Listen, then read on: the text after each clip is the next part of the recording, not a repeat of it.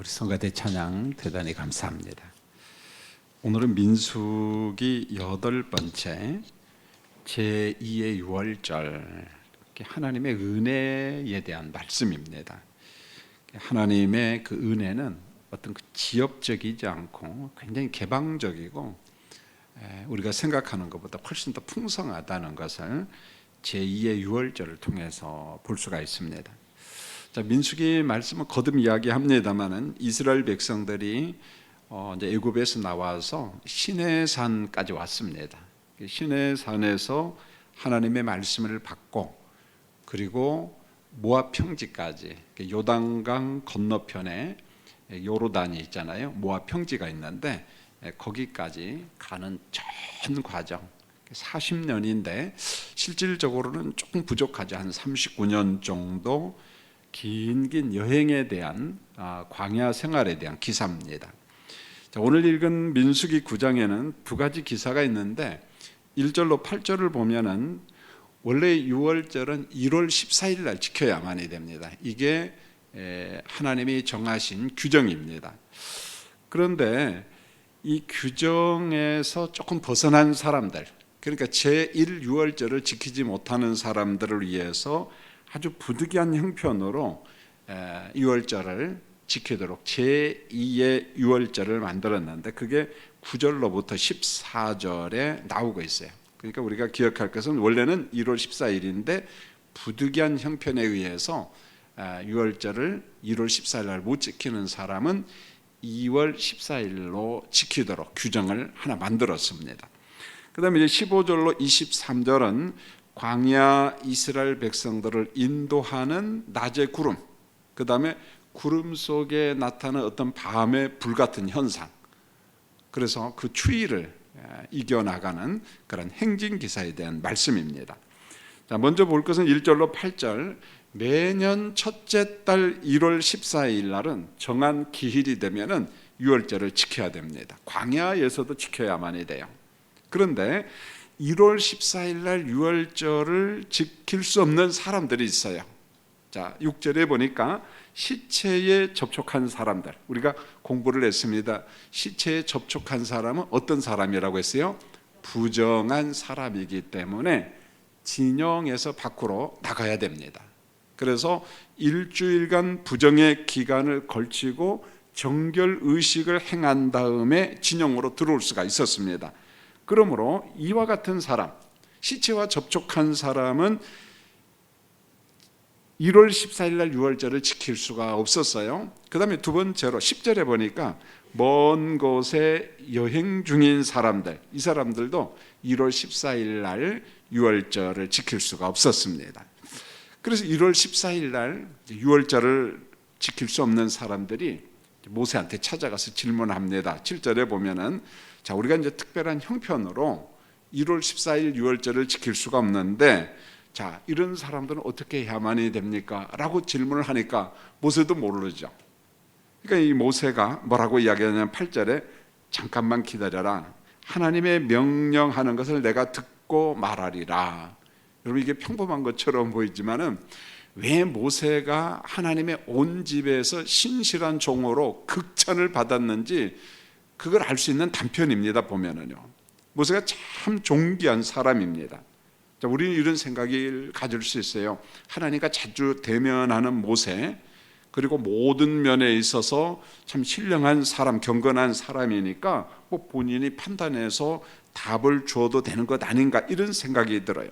그런데 모세는 하나님의 질서를 누구보다도 잘 아는 사람입니다. 왜냐하면 자기가 몰라요. 그러니까 질문을 받고 잠깐만 기다려라, 어떻게 하나님께서 내게 명령하실지 내가 듣고 말하리라. 하나님이 말씀하셔야만이 내가 답을 줄 수 있다, 그런 말입니다. 여러분, 우리가 경험이 많고 연륜이 있는 사람들은 경험을 통해서 뭔가를 이야기할 때가 있어요. 여러분, 그게 나쁜 건 아니에요. 그런데 경험이 하나님의 뜻이 아니라면, 말씀이 아니라면 경험도 주장하면 안 된다는 거죠. 하나님 앞에 겸손히 기다리면서 하나님께서 뭐라고 말씀하시는가 기다려야죠. 보면은 모세가 바로 그런 분이었어요. 그래서 하나님께서 내게 말씀하시면 내가 여러분들에게 답을 주겠노라. 그 내용이 이제 본문 9절로 14절에 나오는데 이게 특별한 유월절입니다. 그래서 제2의 유월절 규정, 우리가 이제 그렇게 정했는데, 자 10절로 13절에 보면은 제2의 유월절을 지킬 수 있는 사람이 나오는데 시체와 접촉한 사람들. 그러니까 1 유월절은 못 지켜요. 시체와 접촉한 부정한 사람이기 때문에 정결 의식을 거쳐야 되기 때문에 2월 14일에나 가능한 사람들. 자, 두 번째로 유월절 어근에 먼 곳에 여행하는 사람들, 그들은 제1 유월절을 못 지킵니다. 자, 전승에 의하면은 어디까지가 먼 여행 거리인가 보니까 성소로부터 24km 떨어진 사람, 24km 떨어진 거리에 있는 사람부터 여행한 사람으로 보는 거예요. 그러니까 24km 이전에 있는 사람은 돌아와야 돼요. 그리고 유월절을 지켜야 됩니다. 안 지키면 안 되거든요. 그런데 그 이상에 있는 사람들은 지킬 수 없는 그런 규정을 만든 겁니다. 그래서 두 종류의 사람들은 1월 14일 유월절을 지킬 수 없으므로 한 달 뒤에 제2의 유월절을 지키도록 하나님께서 그런 규정을 만든 거예요. 보면은요. 자, 유월절이 1월 14일이든 2월 14일이든 먹는 규정은 똑같아요. 보면은 규정이 바뀌지는 않습니다. 그래서 11절에 보면은 둘째 달 14일 해질 때에 이렇게 먹으라고 합니다. 여러분 11절 같이 한번 읽을까요? 11절입니다. 본문 시작.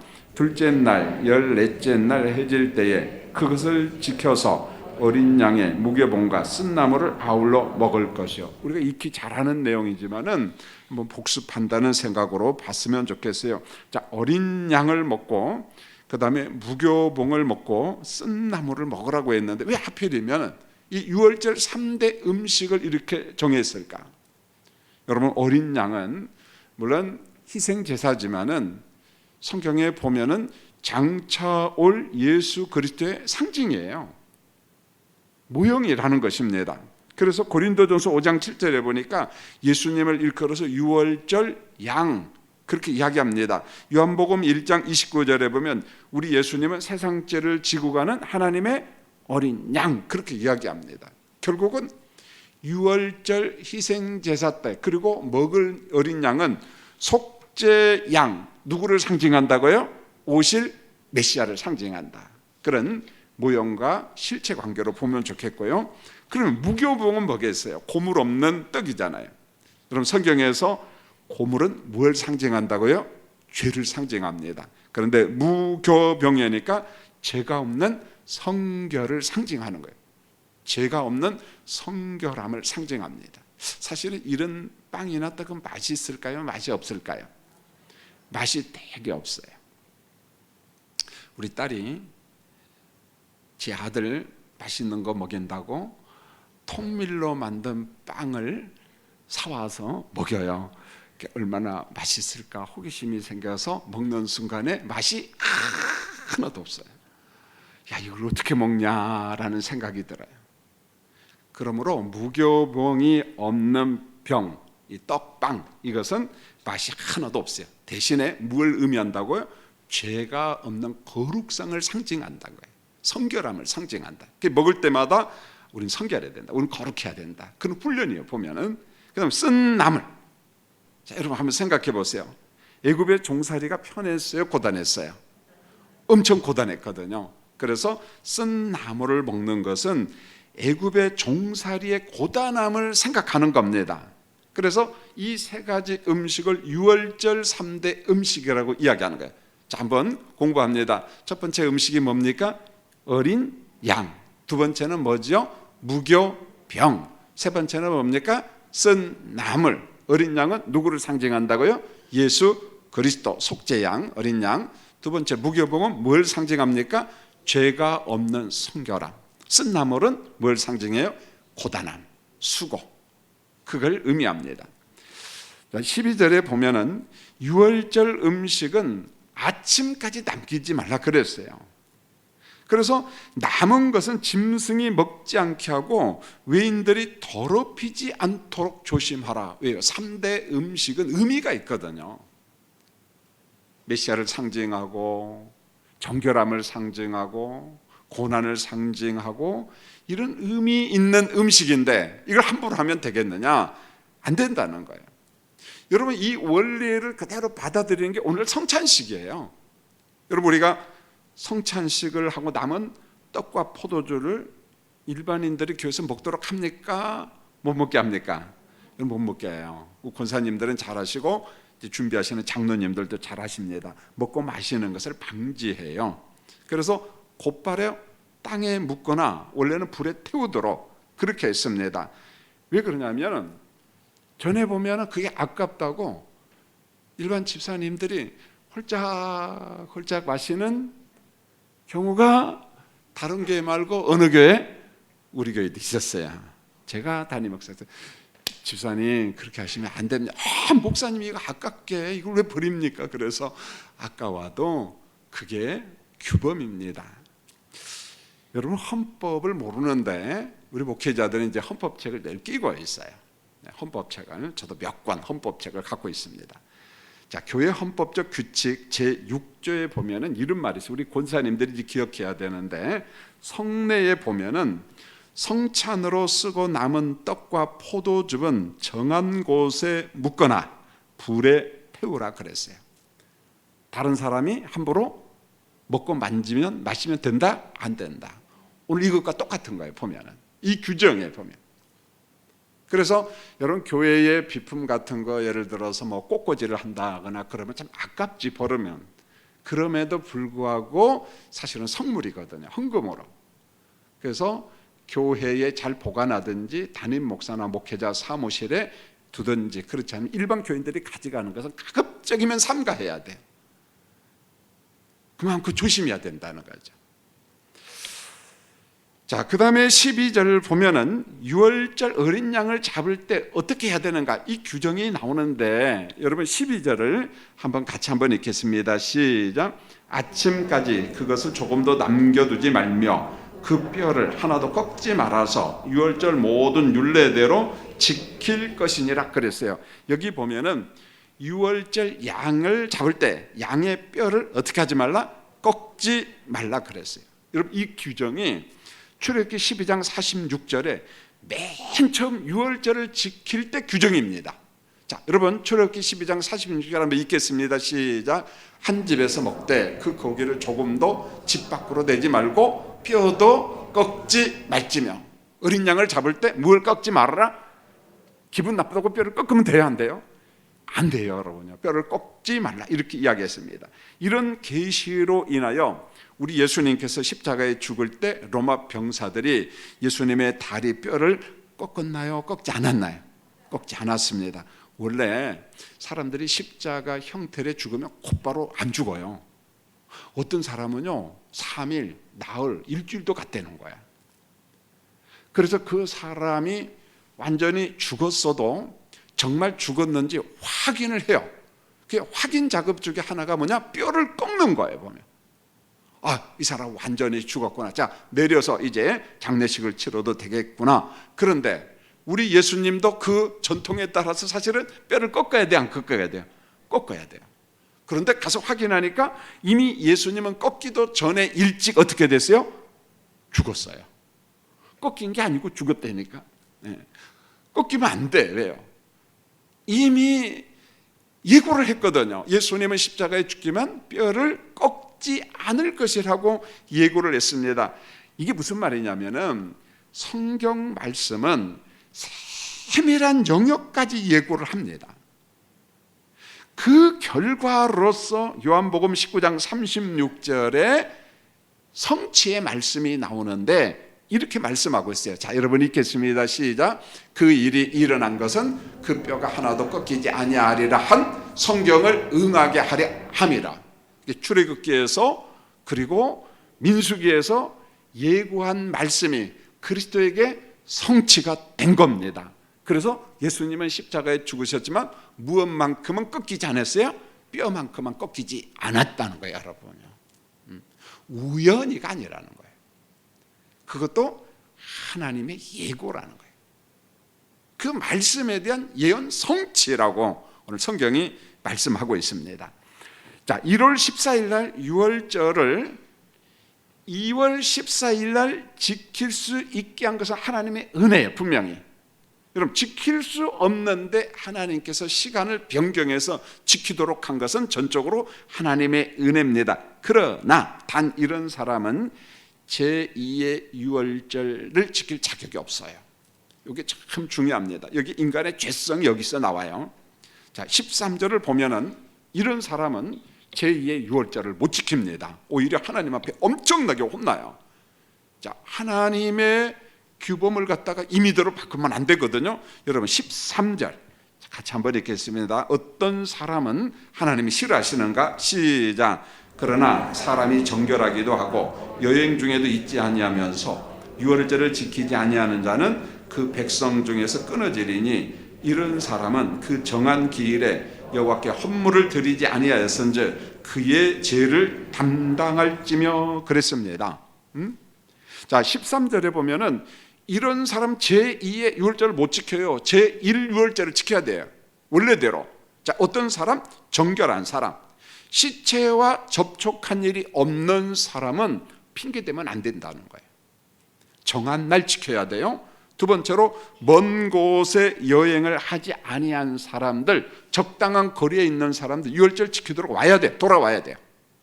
이유되면 안 됩니다. 이런 사람들은 정결한 사람들이기 때문에 1월 14일 유월절을 반드시 지켜야 됩니다. 만약에 정결한 사람이 정한 기일에 유월절을 지키지 아니하면 오늘 성경에 보세요. 한번 따라할까요? 그 백성 중에서 끊어지리라. 끊어지리라. 하나님의 심판 예고예요. 하나님의 은혜를 은혜답게 해야지 하나님의 은혜를 이상하게 만들지 말라, 그런 말입니다. 하나님의 그 죄의 예전을 갖다가 경솔하게 하면 하나님의 심판이 임한다, 이렇게 말했어요. 여러분, 사람은 두 종류가 있어요. 여러분 어디에 해당되나? 저는 긍정적인 곳에 해당된다고 봐요. 수요 예배 왔기 때문에. 할렐루야. 아멘 안 하는 사람은 전 그렇게 믿어요. 특별한 형편 때문에 정한 절기를 지키지 못하는 사람이 있어요. 오늘 성경은 그런 사람들을 배려하고 있어요. 그들에게 은혜를 베풀고 있어요. 여러분 성경에 보면 이런 말이 있습니다. 여러분 이런 말을 왜곡하면 안 돼요. 마태복음 26장 41절에 마음은 원이나 육신이 약한 자, 형편이 어려운 자, 이런 사람들에게 하나님께서 긍휼을 베풀어 주셔요. 엄한 잣대를 대지 않아요. 하나님께서 이해합니다. 배려해 주십니다. 그런데 성경에 보면 패역한 사람이 있습니다. 어떤 사람인 줄 아세요? 고의적으로 하나님의 말씀과 제도와 질서를 버리는 사람은 패역한 사람이에요. 어느 때는요 성령 해방죄라고 합니다. 하나님이 용서하지 않는다는 거예요. 우리의 내면 속까지 세밀하게 보신 하나님 엄하게 징벌합니다. 여러분 이 말씀을 가만히 보면서 한국교회를 봅니다. 현대 한국교회 안에는 고의적으로 하나님의 질서와 예배를 피하는 습관이 팽만합니다. 무섭지요 사실은요. 그런데 이 무서움마저도 없다는 거예요. 이 세속사회가. 교회도 그래요. 자, 그렇다면은 주일 예배에 예배를 드리지 못하는 형편의 사람들이 있어요. 자, 어떤 사람일까요? 많이 있지만은 이런 겁니다. 주일날 병원에서 일해야 되는 당직자, 순번이 정해져 있어요. 내가 당직인데 임의대로 다른 사람 교체해 갖고 가면 안 된다는 거. 물론 양보를 받을 수는 있겠죠. 자, 두 번째로 주일날 항공 운항에 근무하는 사람들, 조종사들 어쩔 수 없잖아요. 보면은요. 자, 그런 사람들은 다른 날 예배를 드리도록 노력을 해야 된다는 거예요. 그러나 나는 주일날 근무하니까 그냥 끝났어가 아니라는 거예요. 그 수요일이 됐든 토요일이 됐든 어떤 날이 됐든지 간에 예배 드릴 수 있는 환경을 만들어야 되는. 자, 그 밖에도 많이 있겠죠 보면은. 그러나 대부분의 사람들은 개인적인 이득을 포기하면 주일 정규 예배를 드릴 수가 있다는 거예요. 주일 정규 예배를 얼마든지 드릴 수가 있다는 거예요. 정상적인 주일 예배를 드릴 수 있다는 거예요. 가게 문을 닫으면 가능하다는 거예요. 내 이익을 좀 손해보면은 괜찮다는 거예요. 할 수 있다는 겁니다. 자, 집안의 경사 문제도 있잖아요. 여러분, 예수 믿지 않는 친인척이, 참 가까운 친인척인데 꼭 주일날 예식을 하면은 잘 안 갈 수 없잖아요. 자, 그런 경우에는 미리 경조비를 보내라는 거예요. 아니면 토요일날 미리 갔다 오든지, 양해를 구하세요. 난 예수 믿는 사람입니다 라는 이유를 밝히면서 정당한 예우를 보여야 된다는 거예요. 핑계대고 축의금 같은 것도 안 보내고 바람직하지 않죠. 덕스럽지 않죠. 여러분, 예수 믿는 사람에게 중요한 건 건덕이거든요. 덕스러움입니다. 엊그제 저는 육사단 군종 참모하고 전화를 했어요.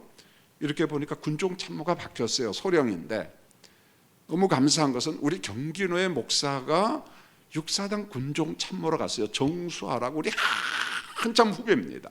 해성교회 출신인데 정 목사 육사단에 왔구나.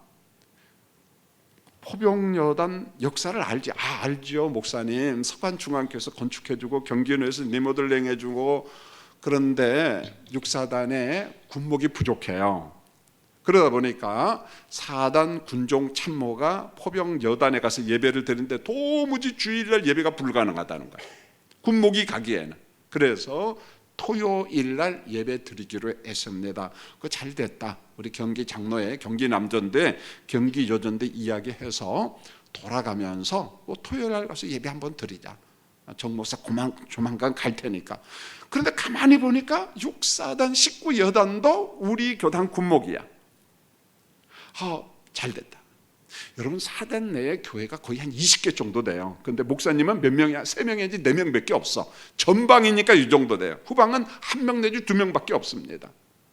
그럼 민간인 목사가 들어가야 돼요. 민간인 전도사가 들어가야 되는데 넉넉지 않다는 거예요. 보면은요, 사례비를 줘야 되고 여건이 만만치 않다는 거예요. 예배 드리지 못한 곳이 있다는 거예요. 어쩔 수 없이 군목 한 사람이 20개를 돌아다니는데 무슨 재주로 주일날 다 돌아다닙니까? 어쩔 수 없다는 거예요. 그래, 어떤 교회는 주일날 오전 9시, 11시, 오후 2시, 그래도 군목이 감당 못하는 거예요. 그래서 토요일날 바꿔서 예배를 드리는 거예요. 가능하다는 거예요. 하나님이 허락한다는 거예요.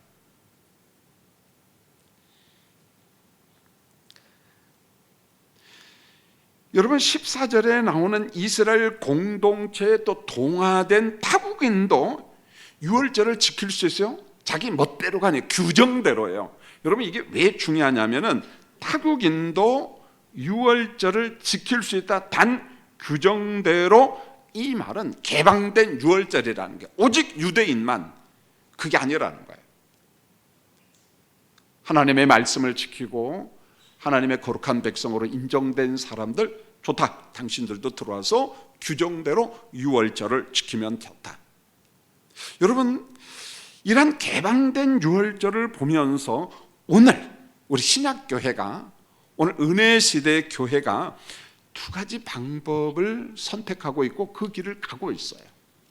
물론 지금 우리 교회 같은 경우는 그게 통합되어 있는데 어떤 교회는 그게 분리가 된 교회가 있어요. 특별히 미국 같은 데는 분리된 교회가 참 많습니다.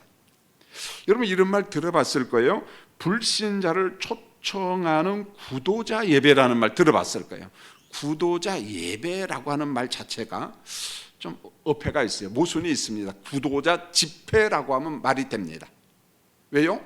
아직도 예수가 나의 구주 되심을 고백하지 아니한 사람들이 하나님 앞에 예배한다? 정당한 예배일까요? 아닐까요?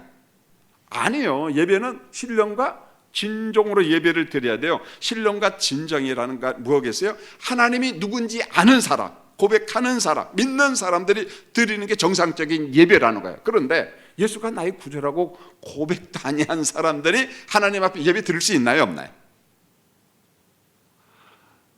예배당에는 올 수 있지.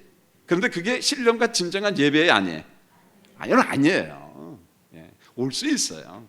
그래서 현재 우리는 구도자 예배와 정상적인 정규 구원의 확신을 가진 성도들이 섞여 있어요. 지금 섞여 있어. 근데 이걸 미국 같은 데는 좀 분류를 한다는 거죠, 보면. 그래서 기독교 신앙에 완전히 입문하지 못한 사람, 그러나 뭔가 진리를 추구하는 사람, 생명의 도를 찾는 사람들을 위한 예배를 구도자 예배라, 구도자 집회라고 이야기하는데, 우리가 보통 이런 말 들어봤어요. 열린 예배, 그런 말 들어봤죠. 여기는 경직된 예배가 아니에요. 찬양도 어떤 그 전통적인 그런 노래 부르지 않습니다. 마치 막 보컬들이 노래하는 것처럼 막 뭐 대단하죠, 보면 편안하게. 그래서 심지어 강단에서 목회자들도 저처럼 양복을 입고 넥타이를 차고 가운을 입고 올라가는 게 아니라 다 찢어진 청바지를 입고 올라가요. 미국은 많아요, 그런 게. 그게 구도자 집회입니다. 이게 무슨 말입니까? 아직 복음이 뭔지 모르고 삼위일체 하나님이 누군지를 몰라요. 그런데 기독교에 대한 호감이 있어요. 그런 사람들을 초청해서 예배당에 오게 하는 게, 문턱을 낮추는 거죠.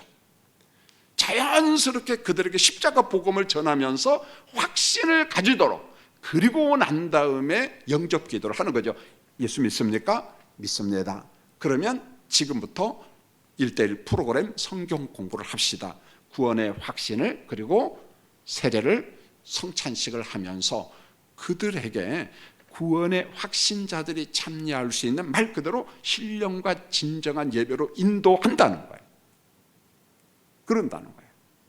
저 처음에 미국에 가가지고 깜짝 놀랐어요. 남침역에 가면은 왜 한결같이 그 좋은 예배당에 기타 치면서 청바지는 왜 찢었을까? 뭐 이런 생각. 왜 저렇게 할까? 근데 어느 순간에 미국이라는 문화 속에서 충분히 이해가 되겠구나. 그럴 수도 있겠구나. 그런데 우리 한국에는 이게 좀 통합되어 있죠, 보면.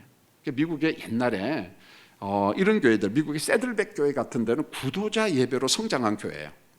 윌로우 크릭이라고 하는 유명한 교회가 있는데, 그런 교회도 구도자 예배, 아무나 와도 좋소. 편안하게. 그죠? 누구나 와도 좋소. 그러면서 복음을 자꾸 접하는 거야. 복음을 접하고 예수를 나의 구주로 영접하는 쪽으로 옮기도록. 그래서 구원의 확신을 가진 참 성도들의 신령과 진정한 예배를 별도로 또 드려요. 그때는 경건합니다. 그때는 정말 어떤 그 의식을 갖추면서 경건하게 예배를 드려요. 감사 예배, 감격의 예배, 정말 경배 드리는 그런 예배, 복음을 알고 드리는 이 예배. 자, 우리는 이게 통합되어 있기 때문에 예배 시간에 불신자도 얼마든지 초청해서 그들로 하여금 구도자 예배를 들을 수 있도록, 복음을 들을 수 있도록, 그리고 여러분들은 옆에서 그 사람을 위해서 기도해 주시고 섬겨 주셔야만이 됩니다. 그 사람들이 구원의 확신을 가질 수 있도록 그렇게 해야 되죠. 자, 세 번째로 15절로 23절에 보면은 광야 행진에 필요한 지시사항인데요. 자, 15절, 여러분 15절 같이 한번 읽겠습니다. 그냥 읽으면 될 것 같아요. 15절 시작. 성막을 세운 날에 구름이 성막 곧 증거의 장막을 덮었고, 저녁이 되면 성막 위에 불 모양 같은 것이 나타나서 아침까지 이르렀더라. 자, 성막을 세웠습니다. 근데 구름이 성막을 싹 덮었어요. 자, 저녁이 되면은 성막 위에, 날씨가 추우니까 사막이잖아요, 불 모양 같은 게 쫙 나타납니다. 언제까지? 아침까지. 추위를 견디게 하는 거죠. 이기게 하는 거죠. 출애굽기 40장 38절에 보면 이렇게 말했어요. 밤에는 불이 그 구름 가운데 있었다 그랬어요. 하나님의 섭리죠, 보면은요. 추위를 견딜 수 있도록. 여러분 15절에 보면 구름은 문자적인 의미는 구름 덩어리예요. 구름 덩어리. 그런데 가시적인 하나님의 임재에 대한 말씀입니다. 시편 105편 39절에 보면은 이런 말씀이 나와요. 여호와께서 낮에는 구름을 펴서 덮개를 삼으시고 밤에는 불로 밝히셨으며. 자, 16절, 오늘 이 말씀 16절 다시 한번 읽어볼까요? 16절 17절 시작. 항상 그라여 낮에는 구름이 그것을 덮었고 밤이면 불 모양이 있었는데 구름이 성막에서 떠오른 때에 이스라엘 자손이 곧 행진하였고 구름이 머무는 곳에 이스라엘 자손이 진을 쳤으니. 자, 이런 현상이 언제까지 계속됩니까? 광야 생활을 마칠 때까지 항상 그러하였다. 16절에 보니까 항상 그러하였다. 17절 구름이 떠오르면 무엇하고? 행진하고, 구름이 멈추면 행진을 멈추고. 여러분 18절로 20절을 보면은 이런 행진과 멈춤이 자그마치 몇 년 동안 계속됐어요? 40년 동안 계속됐다는 거예요.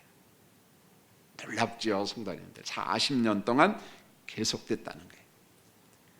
그러므로 본문에 나타나는 낮의 구름과 밤의 불기둥은요, 일반적인 자연현상이 아니라는 거예요. 하나님의 초자연적인 섭리라는 거예요. 하나님의 역사라는 거예요. 하나님께서 자기 백성을 선택했는데 광야로 인도했거든요. 불편하잖아요. 어떻게 살아갑니까? 40년 동안. 그런데 하나님께서 신명기 8장에 보면 그런 말씀이 나옵니다. 여러분들의 발이 부러졌느냐, 양발이 빵꾸가 났느냐, 옷이 찢어졌느냐, 추워서 얼어 죽었느냐, 먹을 게 없어서 굶어 죽었느냐, 그런 일이 있다 없다? 하나도 없었다는 거예요. 여러분, 이 구름의 인도함을 통해서 철저하게 의식주를 해결하시고 그들의 생명을 지켜주신 하나님, 말 그대로 선한 목자의 목자, 오늘 그 말씀을 하고 있는 거예요.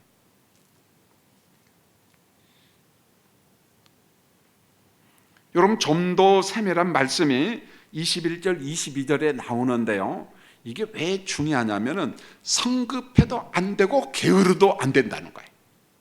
자, 뭐라고 이야기하는지 21절 22절 같이 한번 읽겠습니다. 시작. 혹시 구름이 저녁부터 아침까지 있다가 아침에 그 구름이 떠오를 때에는 그들이 행진하였고 구름이 밤낮 있다가 떠오르면 곧 행진하였으며 이틀이든지 한 달이든지 1년이든지 구름이 성막 위에 머물러 있을 동안에는 이스라엘 자손이 진영에 머물고 행진하니 아니하다가 떠오르면 행진하니.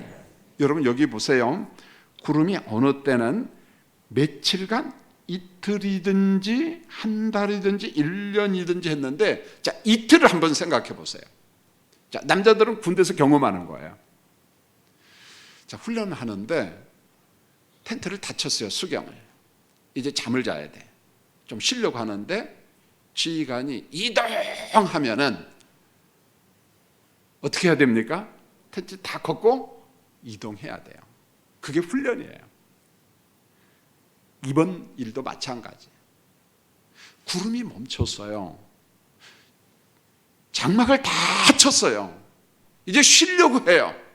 그런데 구름이 붕 떱니다. 그럼 어떻게 해야 돼요? 이동해야 돼요. 그럼 사람들이 어떤 반응을 보일까요? 경건해서 아무 소리 안 내. 이거 친일하고 죽을 고생했는데 야, 너의 구름아 왜 이동하냐 하면서 하나님한테 원망할까요, 안 할까요? 원망해요. 이스라엘 백성들의 광야 40년은 무슨 역사입니까? 원망과 불순종의 역사거든요. 그런데요, 이러한 훈련을 통해서 무엇을 깨닫게 되냐면은 구름의 머무름과 떠오름 그 자체가 하나님의 명령이고 그게 가장 안전하다는 거예요. 보면은요, 그게 가장 안전하다는 거예요. 그리고 인간의 죄성이 있거든요. 게으름도 있고 원망 불평 훈련하는 거예요. 구름이 떠오르면은 짐을 싸서 이동할 준비를 하고 또 이동하고 멈추면 멈추고. 여러분 어느 때는 1년 동안 움직이잖아요. 1년 동안.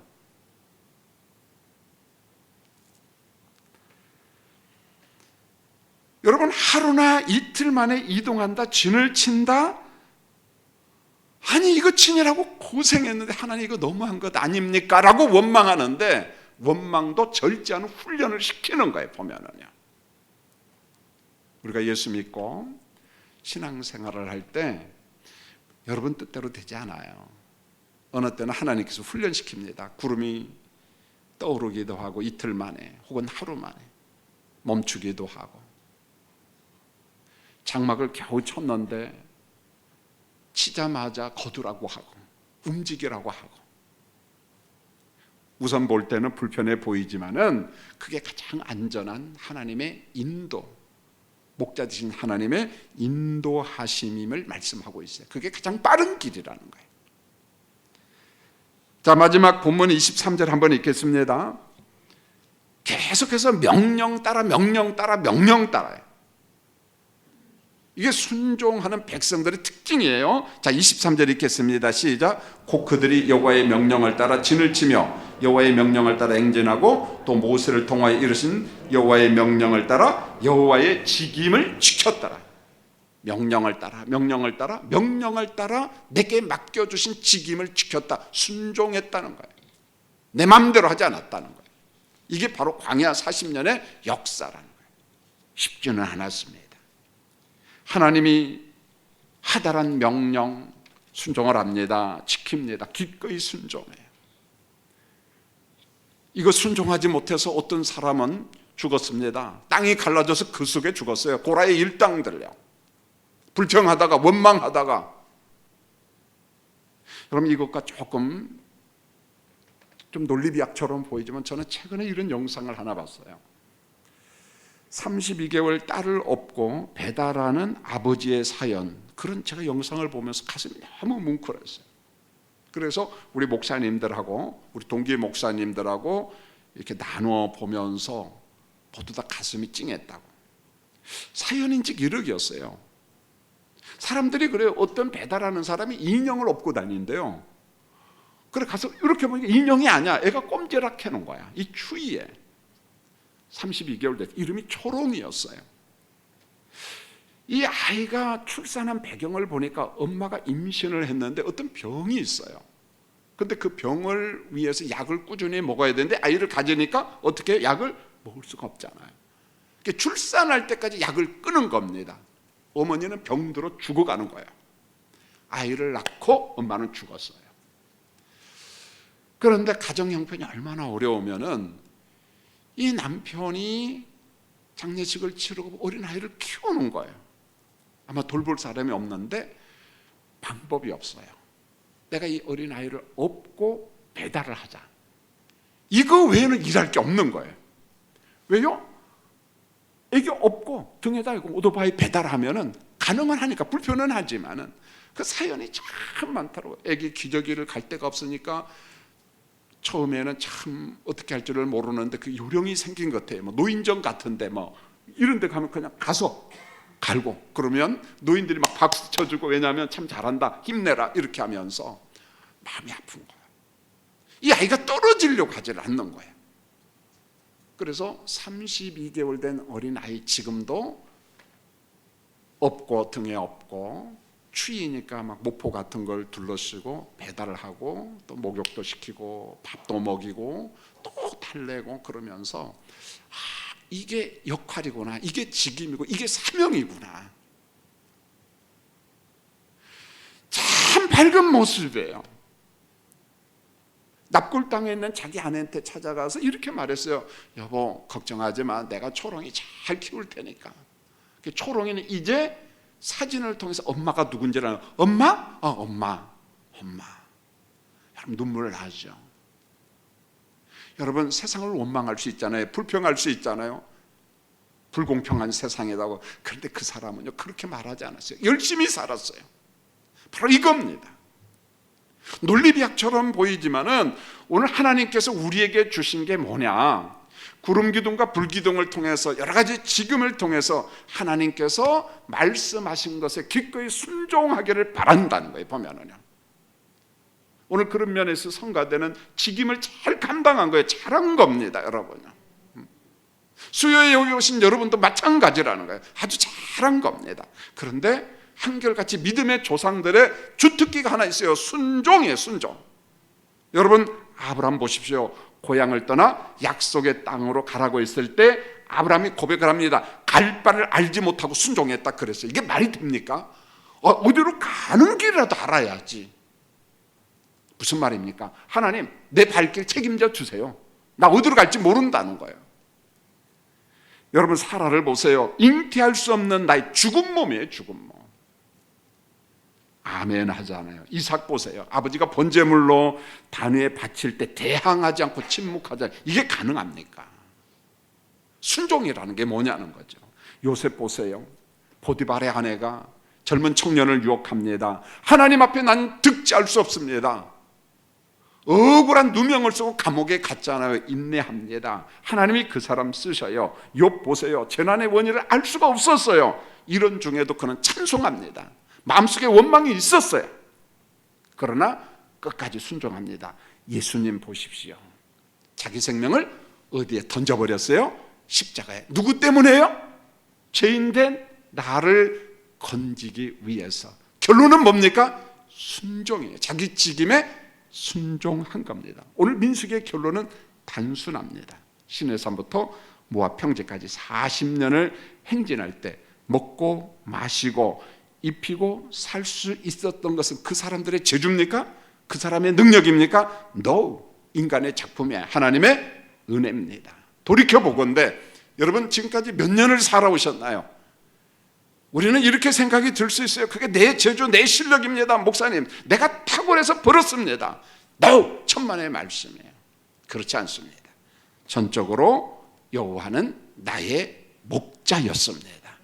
목자 되신 하나님께서 내 인생을 선하게 인도하심을 믿고, 하나님께서 말씀합니다. 구름이 붕 뜹니다. 이동. 구름이 멈춥니다. 순종. 텐트 치고. 매사 하나님께 질문하고 하나님께서 인도하시는 대로 순종하는 사랑하는 성도들이 되시기를 예수님의 이름으로 축원합니다.